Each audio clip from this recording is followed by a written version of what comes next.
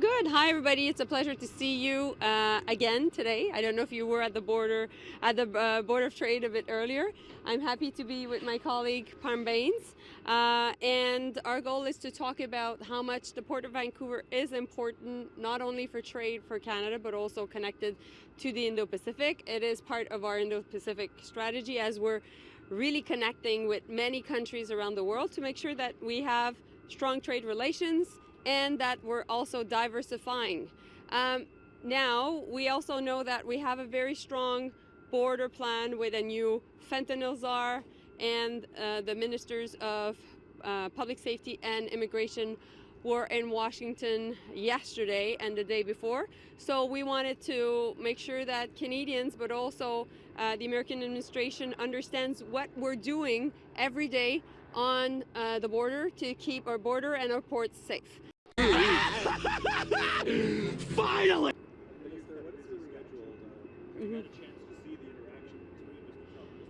Yes, I've had. What is your reaction to that?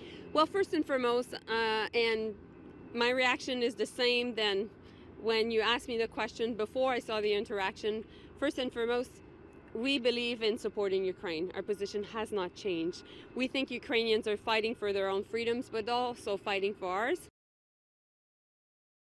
And we know that President Putin has no red lines, and he is, if we don't have a good deal for Ukraine, if we're not supporting Ukraine, there's a real risk that President Putin will go back to Russia, rearm and reinvade Ukraine, which would become, again, a security threat for Ukraine, of course, but for NATO. And when we are talking about NATO, we're talking about us.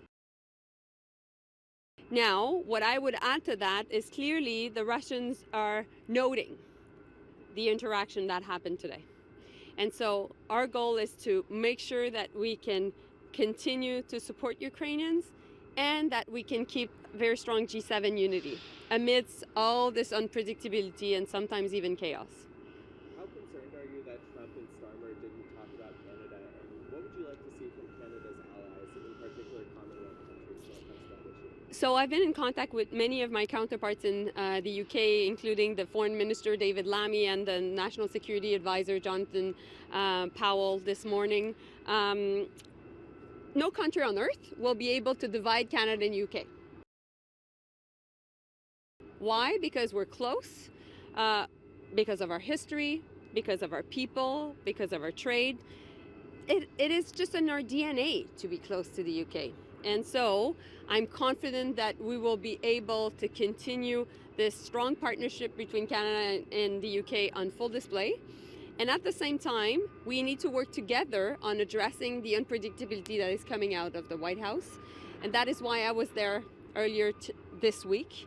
And we're working on finding ways to work on counter tariffs, should there be tariffs imposed, and also on having strong security alliances, including on intelligence sharing.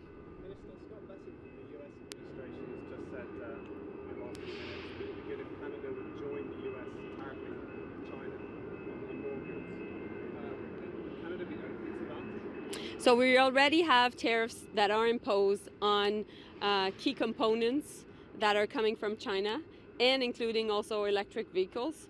When it comes to the US and their own concerns, we're able to have conversations.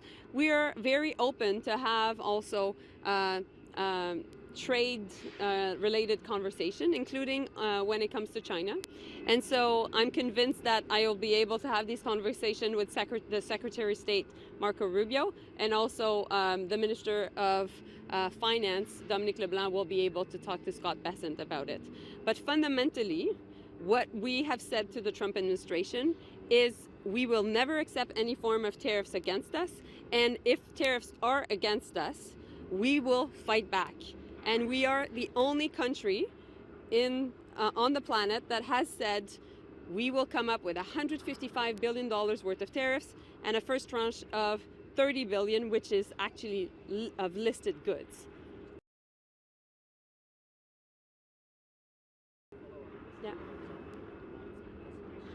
Is it important that you maybe agree a metric of success with the US to end this eventually? What we've learned through all these different conversations and negotiations is we need to engage, and we'll continue to do that in a very pragmatic way. And that's why I was speaking with Lindsey Graham this morning. That's why I'm in contact with Marco Rubio, and many of my colleagues are doing that same work. But fundamentally, at the end of the day, we know that the deal will be struck between the Prime Minister and the President.